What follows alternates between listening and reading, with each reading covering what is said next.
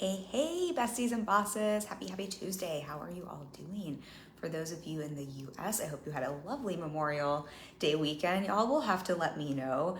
I feel like I tell you this every time we have a holiday, but I always am one of those people who, because I run my business and make my own schedule, I don't necessarily think about government holidays that much, and it usually dawns on me a week or two before the holiday that it's a holiday. So I personally kind of had a half day. I woke up early, I went birding with my husband. We went for a really lovely early morning walk. I still had my client calls, which were really great. I always love to do those anyway. We just kind of had a half day coaching, still had my team meeting and everything like that. But I know many of my clients were off. I know many of those of you in the US were doing something for the day. So I'd love to know how you spent the day.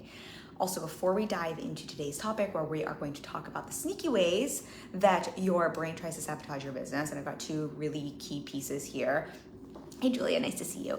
Couple things, hi. Couple things I wanted to dive into. First and foremost, I want to take a moment to acknowledge, I talked about this on Instagram, and I posted a post in the group here. I think there's always a lot going on in our world. There's a lot of heaviness, I know, especially really everywhere. I was going to say especially in the US, but that's just not even true. I think everywhere there's a lot of heaviness that everyone is processing and holding and dealing and navigating in different ways. And I want to take a moment to acknowledge that. And I put this in the post I shared. I also just want to take a moment to remind everyone that whenever we are dealing with tragedy, whenever we are dealing with traumatic events, everyone has a different way of processing. Everyone's brain has a different way of processing. I always think about, whenever we have tragedy, trauma, grief, we tend to go into fight, flight, freeze, bond. That looks different for everyone. And so I'm sharing this here just as a reminder to both be kind to yourself and let yourself process, navigate life events, life circumstances in your own way, but also to be kind to one another and to remember not everyone processes the same way. And that doesn't mean that they're not processing or that they don't care. I think it's very easy whenever we have events happen that really get us fired up and want to get into activation and want to do something to create change. It can be easy for us to also start to point fingers and cause, blame where we don't always know what someone is doing behind closed doors. I just want to remind everyone to be kind to yourself, to be kind to others through that process. And just remember, everyone processes differently and not everyone takes their processing to social media. I tend to be someone who likes to share about what I think and about options for taking action. And I know that I have plenty of clients who that's not the way they want to share things. So it just feels important to highlight, to both acknowledge we always have a lot going on in the world. Unfortunately, I think tragedy continues to be something that we are faced with. And I think we've just been hit more and more with that. And I think as people who are heart-centered and conscious, that's something we obviously care about and want to be a part of change. And just to remember to have that kindness with yourself. Julia says it's been a tough week for me personally. And also giving you love, because I don't know if you're speaking to the events we're talking about or for you personally. I think that's also just a reminder for everyone that whatever's happening globally, everyone is also living their own journeys and people have so many things going on behind closed doors. So that's not all what our live stream is about today, but it just feels so important to say that because it's very easy when we're in that activated state to start to want to blame or point fingers, and everyone gets to be compassionate with themselves and with others. I did want to share though, for those of you particularly who felt called to take any kind of action around stopping, ending gun violence, who felt like that is something they feel called to be a part of and maybe are in that fight, flight, freeze, bond space where that often means it's very hard to know what action you can take. It can be very overwhelming to make decisions. I did want to share that every town, and I can drop a link for this, is accepting donations, and Mike Bloomberg, the mayor of New York City, is triple matching those donations through the end of today. So today is the last day he will triple match your donation. I think that's always helpful to know whenever someone is matching, because that means even if you only have $1 to donate, that means your $1 turns into $4. If you have $25 to donate, a triple match for that would be $75. That turns into $100. So I am not here to tell anyone what is right for you, but if that is something, if you're sort of like, I just can't even think and I don't know what to do, but I want to do something, that is an opportunity. I will drop a link for that. I will also link to the post I shared. I shared someone else's text for how to call and leave a message to the government. If that's something that you feel to talk to your senator, that is something I will leave as well. Because again, I know sometimes those simple steps can feel very overwhelming for us when we're in that response when we're processing wherever we're having a hard time. So if those action steps just take you out of the decision fatigue, I'm happy to leave those here. Julia says, the tragic events have impacted me as a mama and human. As a stepmama and human, I feel you, I see you, which is why I want to bring this up today. So thank you, just holding you in that and seeing you in that. And Julia said, I made my donation today. Thank you, Kim, for speaking up on this. I truly appreciate that. Thank you for making the donation. I truly appreciate that. I think it's nice when we all know we can at least do something right? At least it makes us feel like we're some part of action. So thank you. Thank you back. I made my donation as well. Other thing I wanted to announce, which is a completely different thing. So we're going to pivot here. I want to leave us that space and obviously use the group as well. For those of you who want to connect around this, feel free to use the group as long as we're being kind and we're not bashing on anyone and everyone is doing so from that place. You're always welcome to use this group to connect with one another, to support one another whenever we have tragedies, life events. That is very important to me as a business owner and human for all of you. Pivoting and shifting gears on a very happy note, today is my baby brother's birthday. He's not a baby. He's 2.5 years younger than me. And I'm not a baby, I'm 40, but it's his birthday and we're super close. And in honor of him, he will probably have no idea because I'm pretty sure he does not watch my live streams on business and on mindset. But in his honor, I'm going to give away one coaching session to someone. It feels like a fun way to honor him. I also then get to connect with one of you. So it kind of secretly feels like a gift to me. It's my half birthday. So my half birthday falls on his birthday. All you have to do is leave a comment under the live stream. Usually we give away one of my courses. I'm going to give away a session today. I'm happy to support you on the mindset or the strategy side of your business to help you get out of your own way and make more money doing what you love. That is what I'm really, really good at. If you leave a comment now or anytime by Thursday, we will pick the winner on Thursday. You don't have to do anything special. You don't have to be in a specific place in your business. We'll reach out and offer that free session to you. And if you don't want it for any reason, if you're working with a coach and that feels like it's a conflict or something like that, you can let me know and we can gift it to someone else. So there's also, don't feel like you can't comment if that's something that you're not necessarily maybe a fit for. No biggie at all. I just want to gift that to someone and we'll give my brother a big happy birthday shout out. So those are my announcements, and then let's pivot into our topic today. So we're talking about, let me just pull up my notes here, but the sneaky ways your brain tries to sabotage your business. Jordan says, awesome, I'm finally here live. So happy for your brother and his birthday and your half birthday. My sister and I celebrate half birthdays too. Nice to have you on live as well. Half birthdays are fun. So yeah, it's my 40th and a half, falls to the day. And I love that you and your sister do as well. Just more reasons for all about celebration, more reasons to celebrate. Being on this earth for a little bit more and being here with all of you today. This is one of my favorite things. Outside of supporting clients, I think this is probably my next favorite thing to do. So let's talk about the sneaky ways your brain sabotages your business. If you're on my email list, you got the email around this where I was talking about how our brain is just sneaky, and it lies to us all the time. And I raised my hand and said, my brain does the same thing because I'm human. And I was literally talking about this with a client this morning. She was sharing something and I was giving her a loving hard time because everything she was saying to me about why something couldn't happen for her and her business and why she wasn't showing up around something was just lies her brain was telling her. And I'm reflecting that here for you because we're going to go into two specific ways I see this happen, but I want to just give us a bit of a baseline here. The reason I reflect this to you is I think it's just so helpful for us to remember. I feel like I'm always saying this and on my soapbox about this, but I'm going to keep saying this till my face turns blue. Our brains aren't designed and wired for success. Our brains are not wired to have epic amounts of money and joy. Our brains are wired for survival. Our brains are pretty much wired also to procreate and keep a baby alive for survival. Our brains are wired to avoid pain, seek pleasure. That's kind of like what our brain is designed to do. It's not here to help you create and manifest your dreams and all of this money and all of these things that make us so happy. That actually freaks most of our human brains out because it doesn't fit into that very concrete survival, this is how I procreate and move the human species forward on a subconscious level. On a conscious level, all of us want all of that stuff, but on a subconscious level, that's just not what our brain is designed for, which means because your brain is designed to keep you safe and out of harm's way and to avoid pain and to seek pleasure and to procreating, really for all of these survival reasons, it just gets smarter and smarter and evolves better and better to feed you lies, to help keep you safe, to help you feel protected. That anytime you're gonna step outside your comfort zone, which is like pretty much everything in business, at least the first time we do it, your brain's gonna kick up some noise and either a big old fear or a big old lie to keep you safe. So I wanna just have that for us as a baseline to normalize and not to call anyone out. My brain does the same thing. I am human. Unless you're a sociopath, your brain is going, I don't know, maybe sociopaths' brain do that as well, but that is just that is a part of being human and the human experience if you are a human running a business.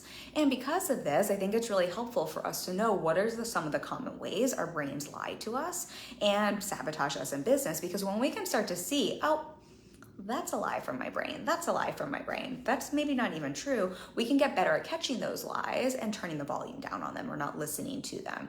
I don't think the lies our brain hands us are even worth arguing with. I don't think these are things we need to even try to, have a whole big, let me try to wrestle with my brain and those thoughts. That is a really great way to get stuck, kind of reinforcing what those negative thoughts are. The example I often give to clients around this is if you've ever had a conversation with someone who has a different political viewpoint than you, and you've ever tried to argue your political viewpoint with the other person, if you've ever noticed what happened is rarely do we change someone's mind when we start to argue our political viewpoints. Usually what happens is the person digs in their heels and they argue even more and they believe even more what their viewpoint is and they try to convince you of that. That's a little what happens in our mind when our brain is telling us lies because it wants to keep you safe. If you start to argue with those lies, your brain is just gonna kind of dig its heels in. It's just gonna come up with more and more evidence for why it's right. And I'm saying it as in it's a different part of you, even though I know it's the same part of you. But I do think our brains are a little different than our mind and our higher self. And so I think this is very helpful to know because I think a lot of times what we try to do is we try to get into that argument with ourselves. And it's unfortunate because the lies your brain hands you, those have usually had a lot more time to grow, to have a defense than your news story you're trying to tell yourself. So the lies in your brain are almost always going to win. Those limitations we fight for are almost always going to win if we get into a fight. My coach always says, don't fight with crazy, don't argue with crazy. Don't argue with the crazy in your brain. However, if we can spot it, if we can notice it, we can start to see, oh, these just aren't true. I can stop listening to this in my business. And there's lots of ways the brain, I notice the brain lies to all of us in business. I get the benefit of seeing behind the scenes in business because I work one-on-one with my clients all day long, and this is just what the brain does. So the two main areas we're going to talk about today are obviously not the only ways the brain can lie, but I want to highlight two areas that I see are just really common and really common for smart business owners, because I think sometimes we think, oh, well, this wouldn't happen if I'm smart, or if we catch our brain lying, we then give ourselves an extra hard time and we make this mean, oh, I'm not smart, or I should have known that, or I can't believe my brain did that. As opposed to, I work with very, very smart individuals who are talented and gifted, but they're also very bright. I think the smarter you are, the better your brain gets at lying to you, quite honestly. Jordan says, yes, I always love the Abraham Hicks, a belief is a thought we keep having. It happens to me all the time. Yes, I love Abraham Hicks' way of saying that too. A belief is a thought we just keep having, that we have enough until it becomes true. And I mean, you can believe anything you tell yourself enough. I have a podcast episode coming up probably in a month around this, but I think I'll tease it out a little bit here. But I think what's really fascinating is to look at what happens when people end up finding themselves in cults. Really smart people can become brainwashed and just believe something enough until it becomes true and end up following some very wild things. And often we see it's not like these people are not smart or not capable or that they're dummies or anything like that. It's just exactly what Abraham Hicks says. A belief is a thought we keep having. It's something we just have enough. So if your brain lies to you, if you have beliefs that don't serve you, if we're talking about some of these, we're going to normalize that and we're going to talk about why those might be coming up. But again, this is being human. This is not a place to not an excuse for anyone to make themselves wrong. So there's no shame, there's no blame. That is not what today's conversation is about. But let's dive into the two. I'm just pulling up what I promised I was going to share. We're going to dive into a common ideal client story that I hear from my clients all the time that's really self-sabotage in disguise.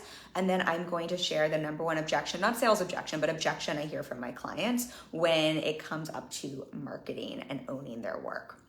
So I wonder if anyone well, I don't know if this is fair to ask you if you could guess what the number one ideal client story and lie I hear from my clients is. If you have any guesses, you can throw them at me.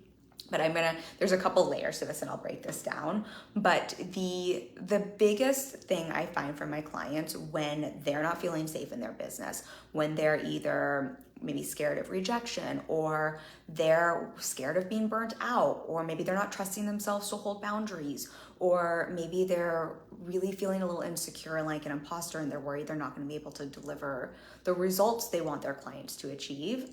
One of the really sneaky things I find happens for my clients is they, instead of addressing what's coming up there, right, the rejections, or leaning into holding stronger boundaries, or looking at what created and caused that burnout in the first place so we can kind of address what's really going on, their brain gets really clever and starts to create these stories about who their ideal client is, and starts to create these like mythical ideal clients that are super non-existent, superhuman, super perfect people to prevent themselves from working with anyone that could cause any of the things we're talking about as a way to self-protect. Or they'll literally start to talk themselves out of work or push away clients who are really great, who come to them, and we'll have a conversation and they'll be talking to me about, they'll literally try to convince me as to why they shouldn't take on this client or why they should end a client contract, because the brain is wanting so badly to keep them safe. They convince themselves that this is not an ideal client and it's not a great fit client. I'm going to break out some, like tease this out and give you some more examples, but I think it's fascinating how common this is.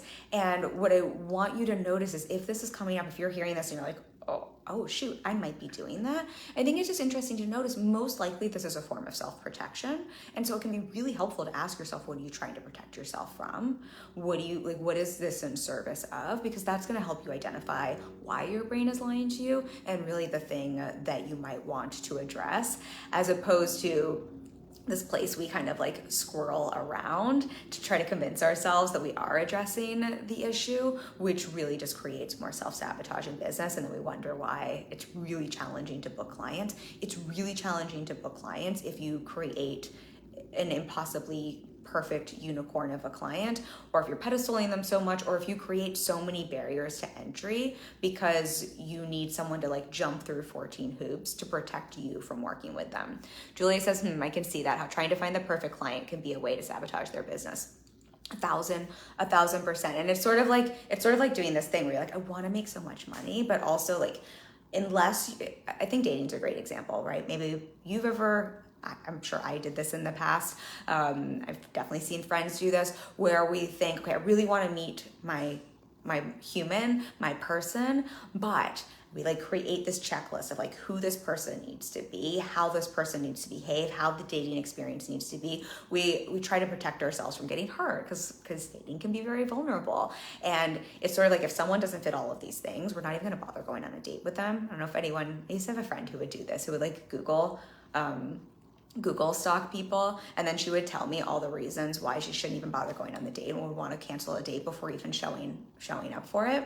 And that's a little bit of what we're talking about here. It's very easy to try to create an ideal person to date, as opposed to like, what about showing up on some dates and seeing who's actually a match and a fit? It's very, very easy to do that in business as well.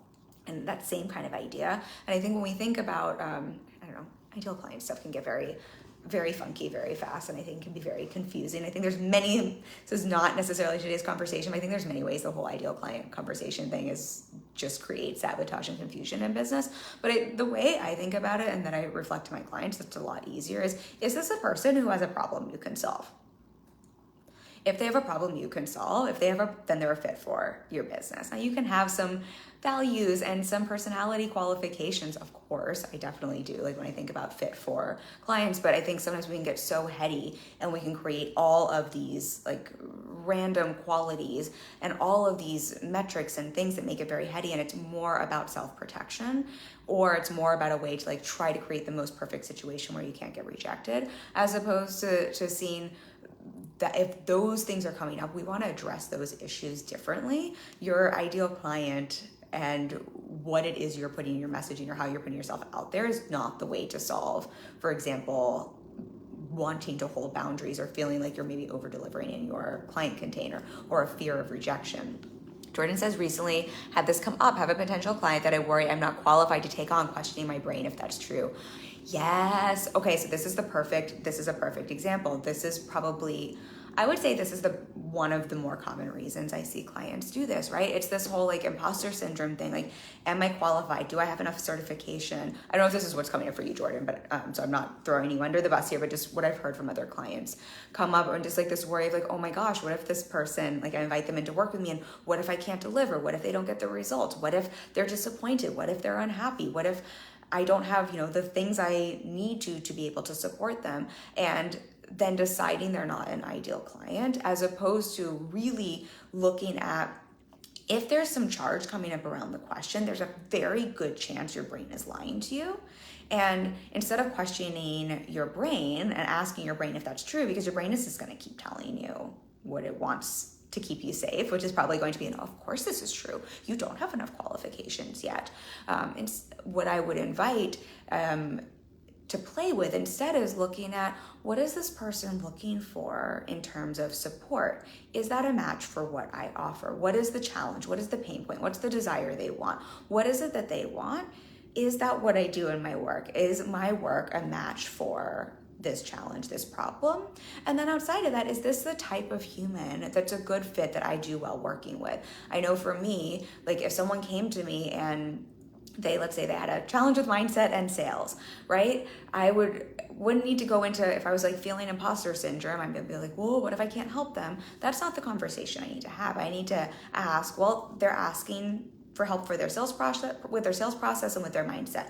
Is that a problem I can solve? Yes. And then I might look at simply, what are some of the ways we're interacting? Are those a fit for me as a person? The same way if I was going on a date, right? I might have a couple like core values that are super important to me that I want to make sure someone has. And then there's going to be some of the ways, I call it coaching chemistry, but some coaching chemistry qualities I want to check in with. For example, for me, it's always, is someone coachable? Are they open to being coached in the hard conversations? Are they showing up with personal responsibility, right? Those are some very easy, they're very neutral things that I can check in on, as opposed to when we're kind of getting wrapped around, am I qualified enough? Is this an ideal client? When that noise is coming up, it tends to be very charged, and we tend to not have very clear neutral metrics. It tends to be almost like this big, either like arbitrary question where it's like there's no real tangible answer or way to even measure a response, which is why your brain is so sneaky, because it knows that, right? Like how could you,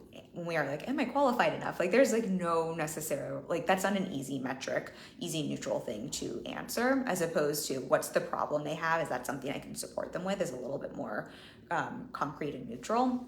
And same with some of those values or the coaching chemistry or whatever that is that whoever here is listening, I know everyone has different businesses, but if there's those chemistry and those values that are aligned, those are a lot more neutral and easier to check in on.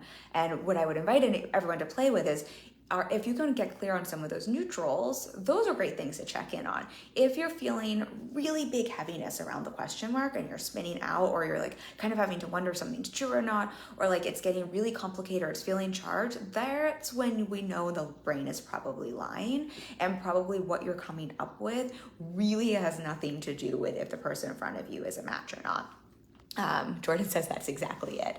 Thank you for reflecting that. I think that's helpful for everyone else hearing as well, because it's so normal and common. I think one of the biggest challenges in business when we're in sales is just the noise that comes up in our brain. And I think for everyone in this group, I know if you're in this group, you are someone with integrity. And I think so for every positive trait we have, there's a shadow side, right? And so integrity is this beautiful trait. And the shadow side of integrity is we can get in our own way and almost decide like anything that isn't perfect, or like anything we can't solve perfectly, or anything we can't know the answer in advance of for someone else that could like possibly be negative for another human, is something out of integrity or a reason that we're not qualified.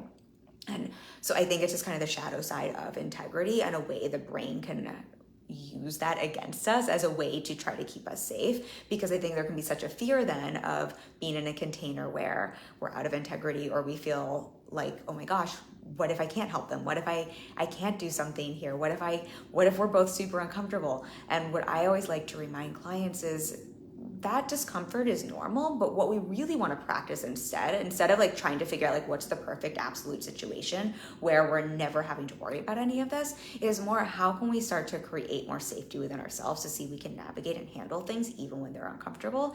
Maybe if there's something we can't figure out, that we know that we could either have the resources to figure that out or to get the information we need, or to simply communicate that with the person in front of us, that person in front of us also isn't looking for perfection. I had one more thought here, and it's going to come back to me that I wanted to reflect on that. I'm losing comments here. So actually says, yes, also, hi, nice to see you too. Nice to have you live with me. And thank you for saying that resonates with you as well. I think it's just so nice for like the more people who are watching this on the replay are like, oh yeah, I've been there too. I think the more that just normalizes that for everyone, because I think in our online space, what happens as well is we just think everyone's walking around fully confident, not almost like everyone else is a robot, like a Stepford wife, and doesn't have the human noise and trash going on in their mind.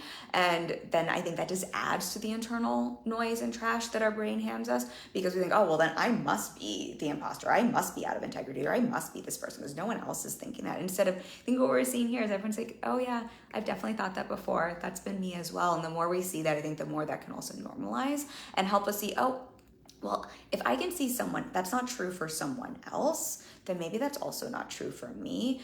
And this is probably just a lie my brain is handing me. I wish I could remember I know the other piece I want to share. Another really common reason I think this happens, just to like pick up with what Jordan's comment, with what she was talking about there, and what I see happen for clients a lot is, I think sometimes when there's also a concern of, I think for the caretakers and heart-centered people in this group, there can be a very big, and for those of you with integrity, right, some of the shadow side of that can be really feeling a lot of responsibility for your clients and their results. And look, I am like queen's a weird word to use. I am a very big believer in taking personal responsibility and always looking at that in ourselves, and really coming from a place of integrity in whatever we're sharing and whatever we're selling, really making sure we're showing up with responsibility on what our side is for what we're selling. And what I find can happen so often, we have that personal responsibility, we are so caring, we are so caretaking, we can often take responsibility for our clients and their results in a way that isn't ours to take on, in a way that literally wouldn't even be possible if you were to go in whatever it is you're selling and like literally try to be on the client side for them. And I think this can really trip people up and create a lot of stress, and then cause people who are going back to this ideal client place try to find perfect clients who basically don't need their support, who like kind of either don't care about results or already have the results that they would want to invest in, because there's such a concern and fear that they're going to have to jump in and do everything and kind of over deliver or over fix, or they're not gonna be able to hold boundaries, or they're gonna have to take on more than is theirs. And so again, if this is something that comes up for you, I think this is very normal as a quality for, I think, the types of people who are in this group. But I think it's a really important thing to start to notice, because that actually has nothing to do with who's an ideal client and who's not an ideal client. I think what this can do is start to really try to like protect yourself from booking in clients, and to try to, again, like create ideal clients who are so impossible as humans to come in through the door, as a way to essentially protect yourself. And what I would offer there is, if that's something you're noticing, what we really want to look at again is like, this is kind of nothing to do with your ideal client, or like how do you put up the 13th questionnaire and screening application form to make sure this person is like gonna show up, and that they're gonna be okay, and that they're aware of all the different things you have in your offer. Right? Instead of that, it's probably more looking at how can you get really clear on what is your responsibility, what's your client's responsibility, how can you start to get really clear on setting and holding boundaries and setting and holding expectations, right? We're looking at solving just a very, very different problem in the business. It's really not on the kind of client sales side of things. It's more on the looking at your own page and looking at what needs to be sorted there to create more safety so you don't have to protect yourself from clients who are maybe stressing your system out. Julia says, my human noise is that I've pivoted from one business and that I may pivot again. And I actually really love what I'm doing now, and I can see how to scale with it in a way that feels good, but I still have the noise. So my human noise is that I've pivoted from one business and that I may pivot again, but I actually really love what I'm doing now, and I can see how to scale with it in a way that feels good, but I still have the noise. You mean you have the noise that, I'm just trying to understand, is the noise that you might pivot again, and is that, I just want to make sure I'm understanding what the noise is, and like the human sabotage, like brain and like lies there is almost like I might want to like pivot somewhere else, and I love this and I can see how to scale this, but maybe almost like need to focus over here instead of this thing I love and that I could scale. Is that what you mean?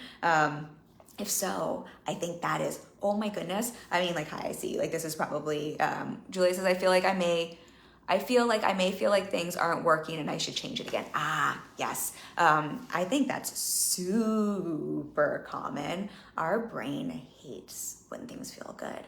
Our brain hates when things are going really well. I know this sounds so crazy, but I've done a couple live streams on this, and I think I have a podcast episode on this as well. And we were talking about this in Lacey's group when we were talking about Gay Hendricks and the upper limit, but it's just so uncomfortable for our brain, especially for, I also think not just for upper limiting, but for those of us who have any kind of story where it's like, we need to work hard to have earned it, or like we don't deserve something unless we've worked hard. I think there's lots of reasons there.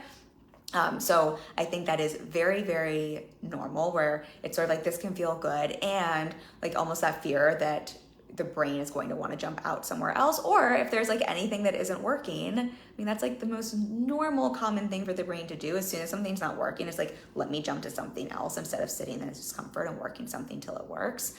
Julie says, sorry, I'm with my 21-month-old and I may not make sense. You make complete sense to me unless I'm not reflecting back to you what you mean, in which case feel free to as you have a moment to retype what you mean, or if you have a question mark. But I think if I'm understanding what you're texting, I think what you're saying makes sense. And also 20-month-year-old sounds so sweet. You have to let us know, boy or girl, what his or her name is.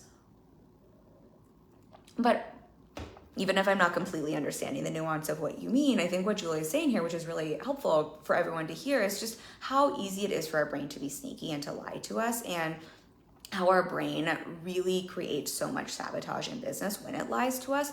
And when it does that, what that often has us think is, instead of addressing why the brain is lying to us, which is usually because it's trying to keep us safe, or it's trying to avoid discomfort, or it's trying to avoid pain, or it's trying to avoid rejection, which is a form of pain, instead of addressing what's going on there and creating some safety, or processing through maybe something we need to, or learning to set a boundary, or learning how to get really clear on the responsibilities for our clients, or learning how to like set boundaries with our work at the end of the day. Instead of addressing some of these things, what we want to do is go try to solve it through strategy. And look, I love me some strategy, but that's not the way we want to use our strategy. And I think then looking at things like our ideal clients, or if I was understanding Julia correctly, like even our offers, it's just so easy for us to create self-sabotage within those, where it's like we either create a perfect pedestaled type of ideal client and anyone other than that person we will not work with, or to jump around from offers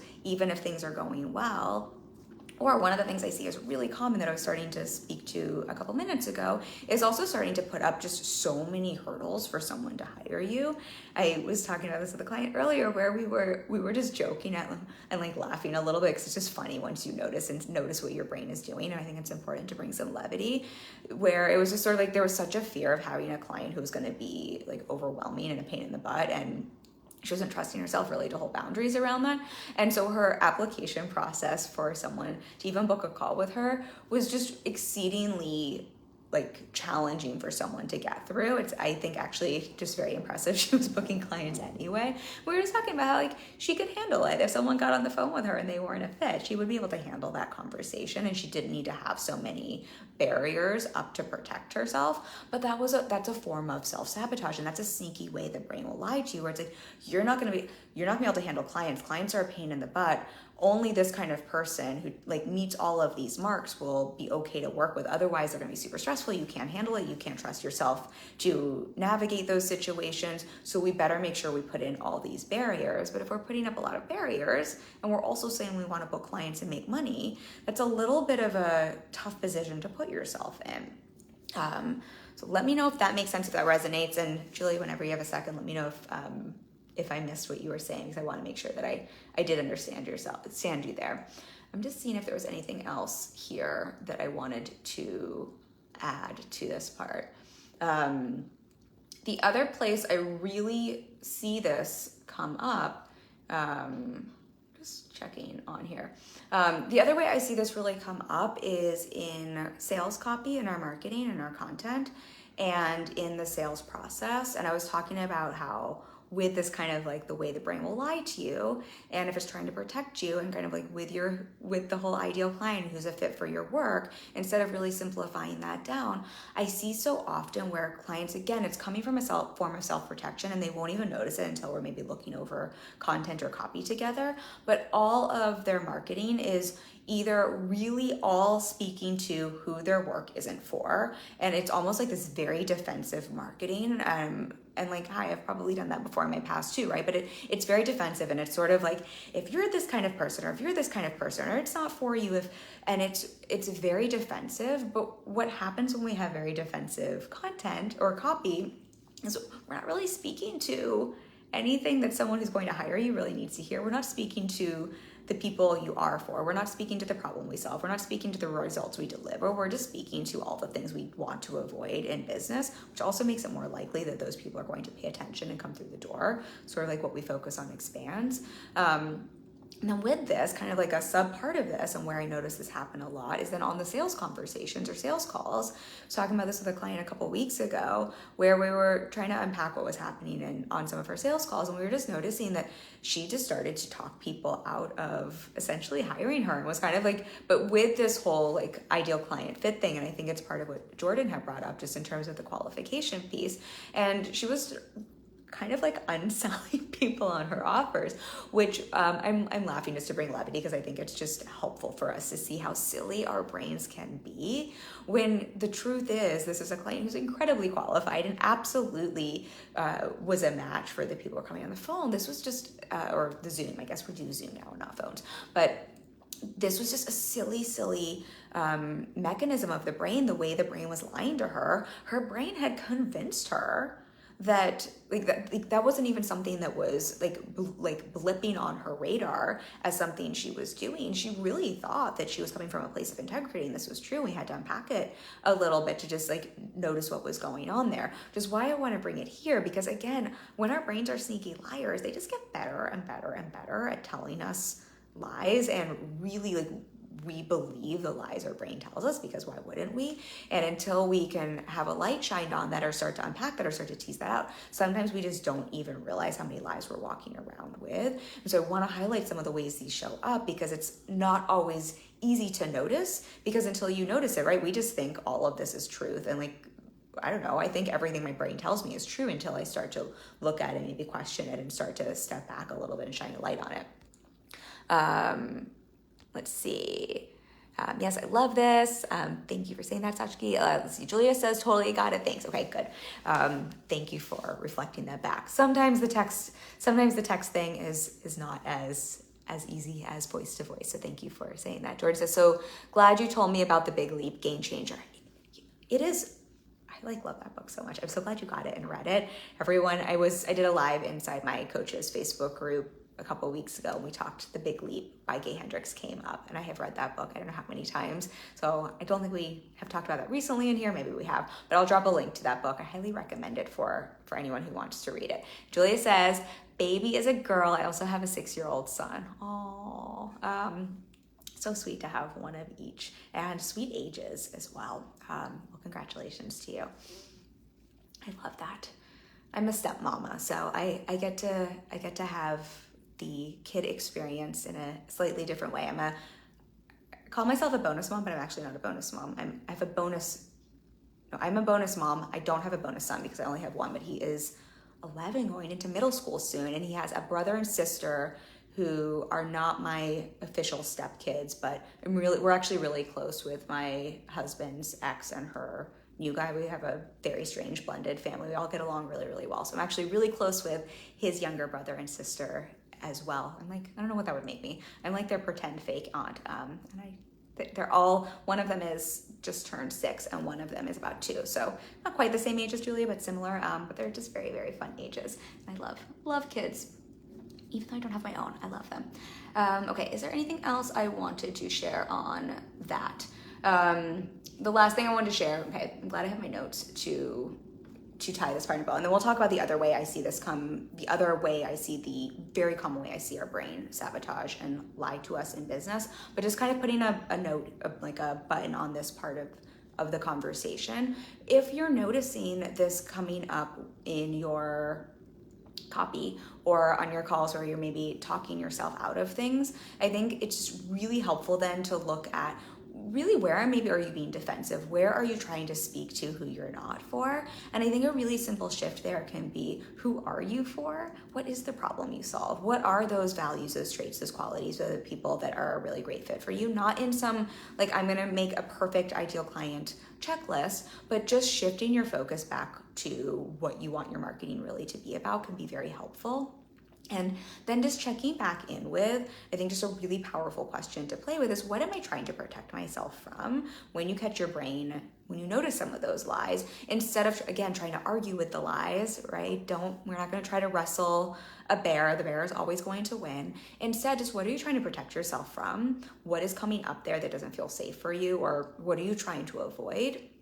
Or even what's the story, or what are you making this mean about you? Those can be some helpful questions to play with so you can unpack a little bit of what's really going on, because that's going to be the piece more than your marketing, more than your ideal client. Like, really, that's the piece we always want to look at, because that's the part that's going to shift everything else. If, for example, there's a story that if you have a client who has a really big challenge that you're not going to be able to hold a boundary around your time, or that you're going to feel like you have to over deliver, you don't trust yourself to not go in and try to fix everything for them, right? Like, if that's really what's going on, then that's the part we really want to look at and address and solve, not how do we come up with 3 more characteristics for your ideal client so you never have someone who comes in with a really big problem they want to solve, or with someone who really wants to use the container you created.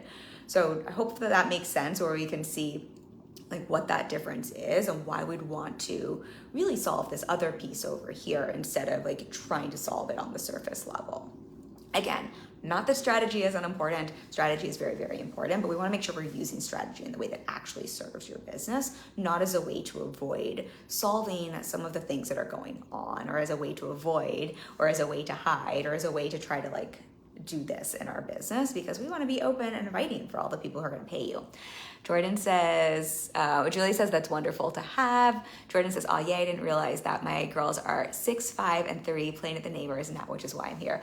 Aw, so sweet, and so nice to have the neighbors. Nice to have that built-in babysitter down the street, I'm sure. I'm glad we get to have you live. But yes, I'm a stepmama. I had my bonus son. He's not my bonus son because he's my only son, but I call him that anyway. I had him this weekend. It was very, very fun. And he just had a big tennis tournament, which is very, very cute. And he's about to be in 7th grade. I met him when he was 4, y'all. When he had just turned 4. So it's tripping me out a little bit that he's going to be in 7th grade. And he has like girl crushes, and it's very sweet and cute. Okay.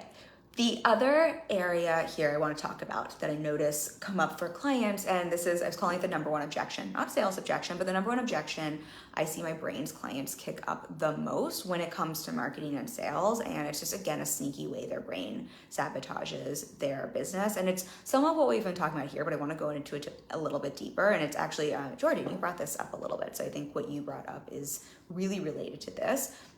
But it's the resistance, the objection to speaking to the results and owning the results their work can deliver, and really getting wrapped up in all of these lies around what the responsibility is with those results, why they're not qualified enough, what happens if they can't deliver a result, what happens if a client doesn't get a result. All of this noise will come up, and their brain will just start spewing lies about the results of their work.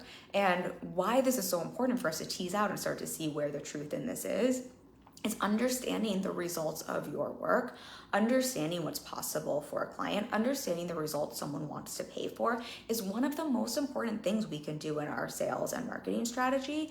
And it's one of the biggest places I see people pull back. I talk so much about taking up space and owning your work. I think sometimes we think that's like screaming and being loud, but this is really a part of it. It's getting really clear on what are those results your people really want and that's possible from them, from your offer, and getting really good at owning that and speaking to that regularly and trusting yourself to be on the other side of that and to hold space for that, and to also be okay if someone shows up and doesn't get those results, knowing that that is still possible for them through your work.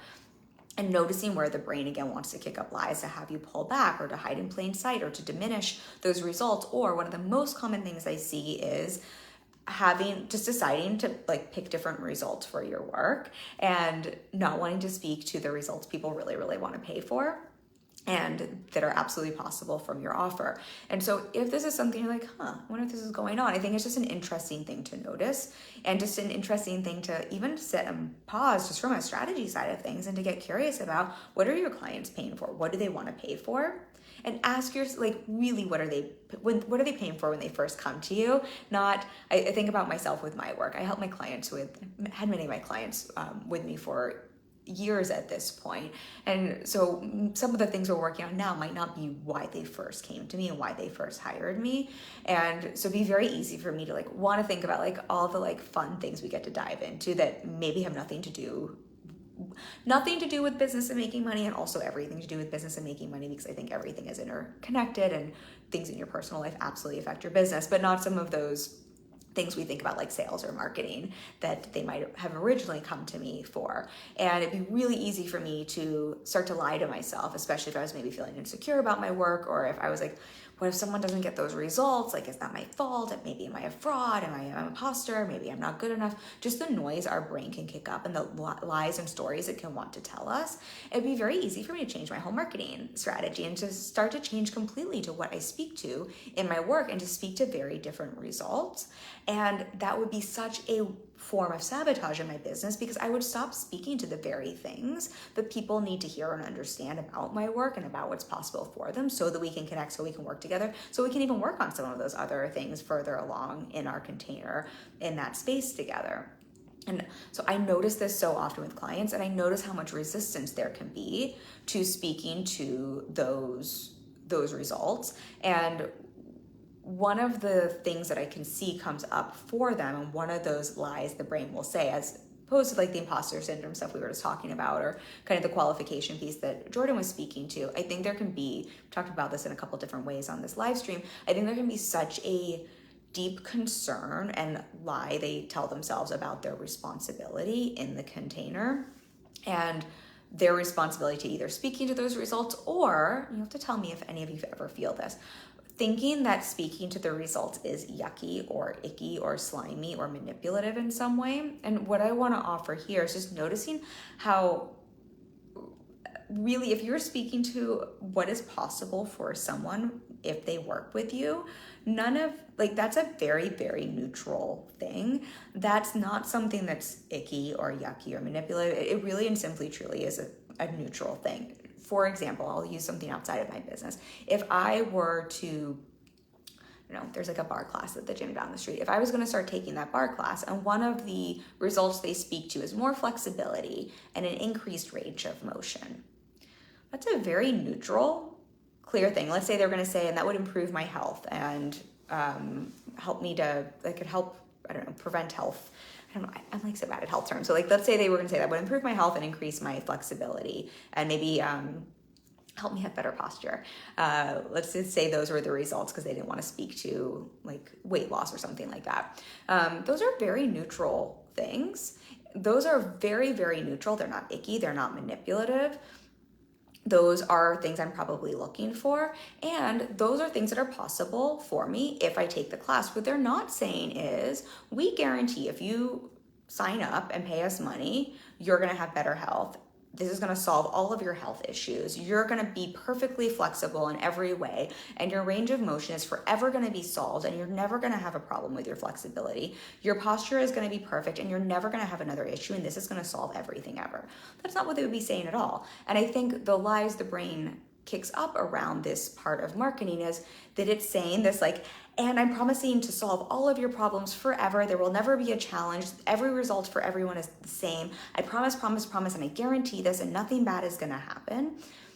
And I want us to see how like that is just not at all when we listen to when we hear results. Results are usually a very neutral thing, and what it's speaking to is this is what's possible for you if you pay for this thing and if you show up for it. This is what is possible on the other side. If I show up for those classes, that is what's possible. And the responsibility, and this is the piece that I wanted to link to because this is where the brain gets really trippy.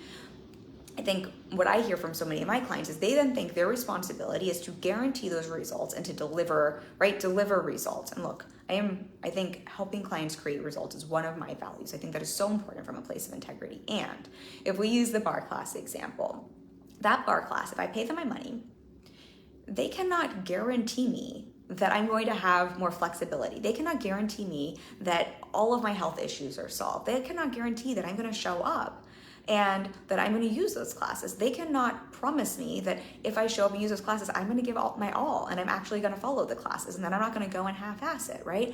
Their responsibility is to be in integrity and to actually know how to teach bar and to teach a really high quality bar program. And my responsibility on the client side is to show up for that bar class, to utilize my investment, to show up 100% when I take those classes, and then to also know what are the other myriad of factors that impact my health and my posture, my flexibility, and to make sure I'm also doing those things so I can get the most out of this investment. All of the rest of that is my responsibility on the client side. And so I'm reflecting this to you because that is probably one of the biggest lies I notice my client's brain kick up that causes so much sabotage because they create so much responsibility and so much of a story around it's not in integrity to speak to the results their people want. And instead they water results down. They don't speak to them at all. They get like really weird about it, or they speak to things that like aren't things people are wanting, or the results that are like super, super safe, instead of really owning what's possible for someone. And that's such a difference maker for anyone in business and in their marketing and in their sales. But it's really tough if with that you're telling yourself all these lies, either around what your responsibility is, or if it's in or out of integrity, or if it's gross or manipulative. Jordan says, when I read other people's results, I don't think it's icky, but I feel weird doing it. I think that's such a beautiful example. I'd be curious to hear how many other people feel that way. When you hear other people's results, do you think it's icky, and do you feel weird doing it? And for everyone, Jordan, you don't have to share unless you want to. But I think it's just so interesting we notice that. We're just like, why does it feel icky when I do it? Like, what's that about? Like, what's the story there? What am I making that mean? And I think it's just very, very interesting to see what can come up there. And I think this is where we look at like, oh, isn't that fascinating what my brain is doing here? Probably has very little to do with the actual results, and probably so much more about the lies my brain is handing me and the stories it's telling me about what these results mean, or what it means for someone if they do or don't get them, or what it means for me to share them, or what it means.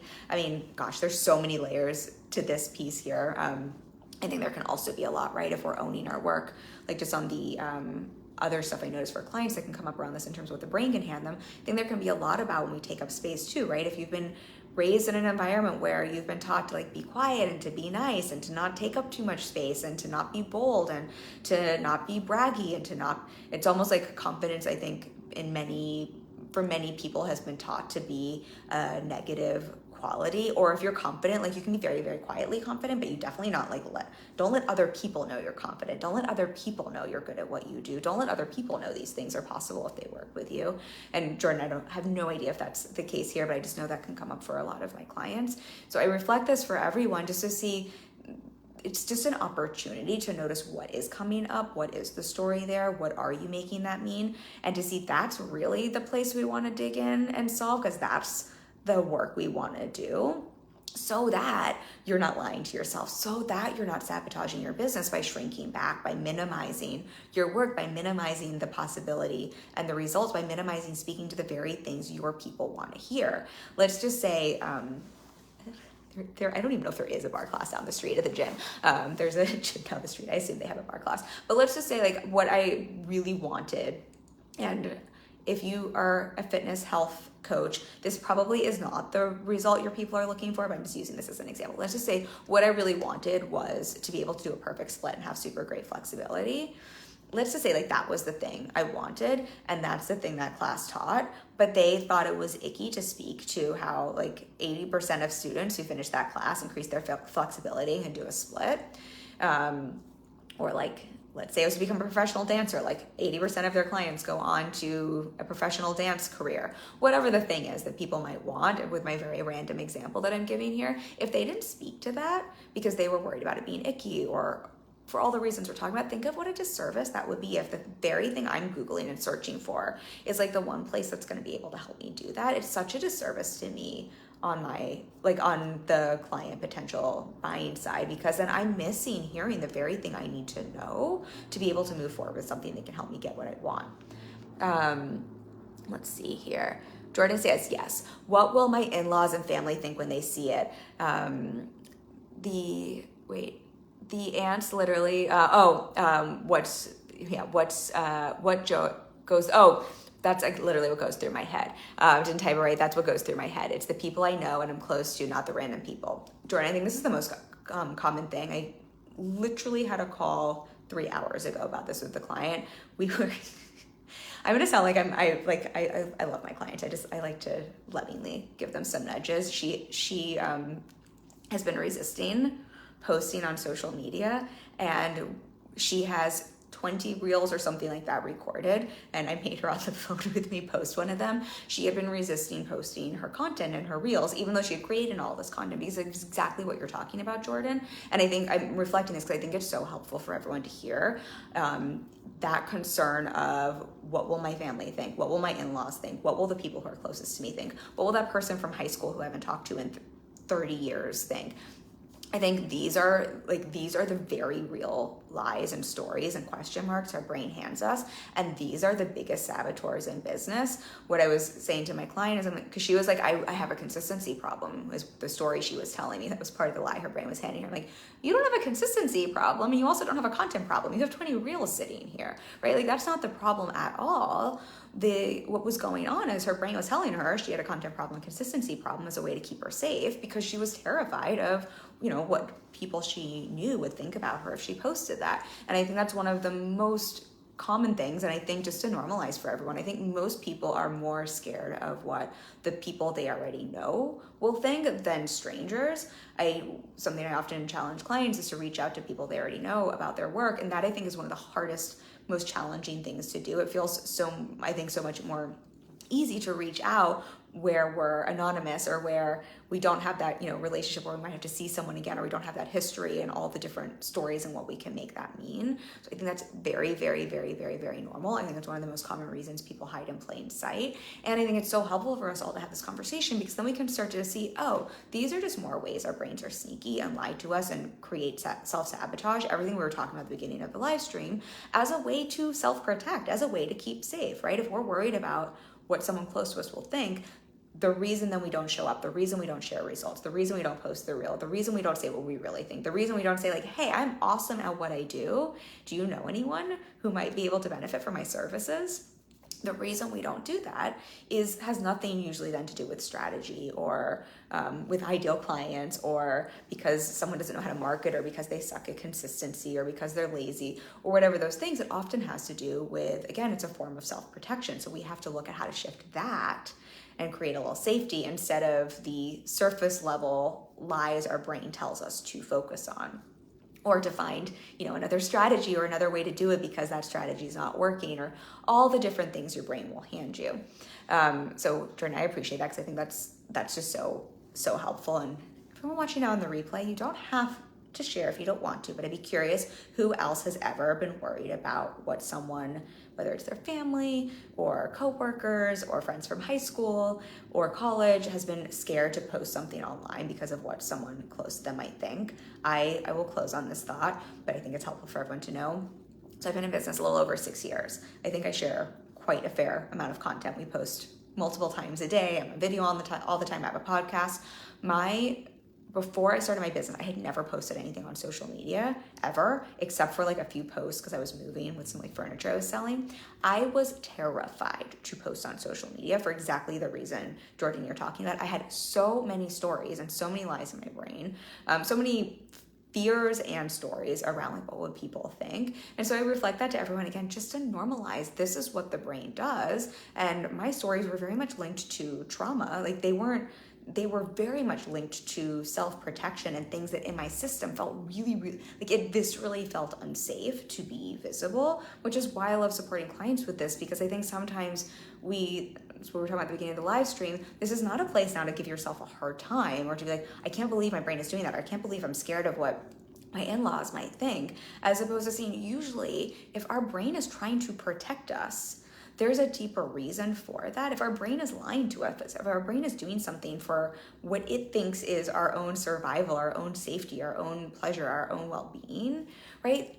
That is your brain doing its job very well. There's often deeper layers there. It's not a place to make yourself wrong. And it's also not a place to start giving yourself a hard time where it's like, well, why haven't I figured out this visibility thing? Or I mean, I can only imagine if my first year of business, if I had made that wrong and made it mean like I suck at visibility and I suck at marketing. That just wasn't the case at all. So I want to reflect that to everyone because I think sometimes it's helpful to know that you're not the only one. These are things we can shift, but also this isn't a place for anyone to give themselves a hard time. I think these are places to create awareness. Awareness is 80% of changing the game. It's 80% of shifting thought patterns. Yes, sometimes we have to, do some work to shift our thought patterns, but if we can start to create awareness around, oh, it's not interesting my brain is doing that. Oh, I didn't even realize I was sabotaging myself in that way. Oh, I didn't even realize I was playing small or holding back in that way. Oh, I didn't even realize like this has nothing to do with my ideal client. This has everything to do with me setting and holding better boundaries. If we can start to create that awareness, that allows us to start to shift things. That allows you then to show up in a different way. That allows everyone here to start speaking to results in a different way or allowing themselves to sell in a different way. So I hope everyone, when you watch this, you'll take this as an opportunity to create some of that awareness, so to start to pay attention to, observe your thoughts a little bit more and to see where is your brain being sneaky, where is it lying to you, where is it sabotaging your business, not because you're doing something wrong, but because your brain is really good at its job and trying to keep you safe. What is it trying to protect you from? Like, what's the real work to do there? And then how can you see, like, you don't have to protect yourself from disappointment or from rejection or from a hard situation from a client. Those are things you can handle. You also don't have to protect potential clients from you or from your offer. Instead, we just get to look at what's the stuff coming up under the surface there that's causing you want to protect yourself and your business.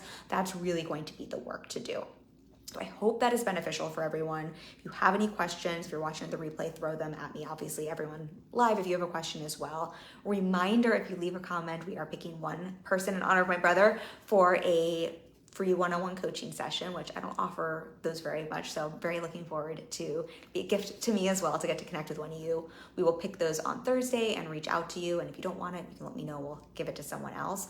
And then if any of you are hearing this and this is something you want more support with, and you're like, hearing this was interesting. I could really use some support with the mindset side of my business as well as the strategy side, but the strategy side of my business where I'm looking at it more neutrally, I'm staying out of my own way. I'm not bringing in all of my personal stuff and trying to use my business as a way to self-protect or using my business as a way to handle my mindset stuff. How can I really get clear neutrally on my strategy and show up and take action so that I'm able to make more money in my business, so I'm able to grow and scale? And then over here, just work on the human stuff that's coming up. That is the work I love to do with my clients. I'm really good at it. We get really great results. My clients, they blow past my results. I have clients who are making far more money than me. I also work with many clients who are just starting in business and we're building their foundation and booking in their first few clients. So I love to meet you wherever you're at. We opened up some additional spots this month. We're still in May. Today's the last day of May.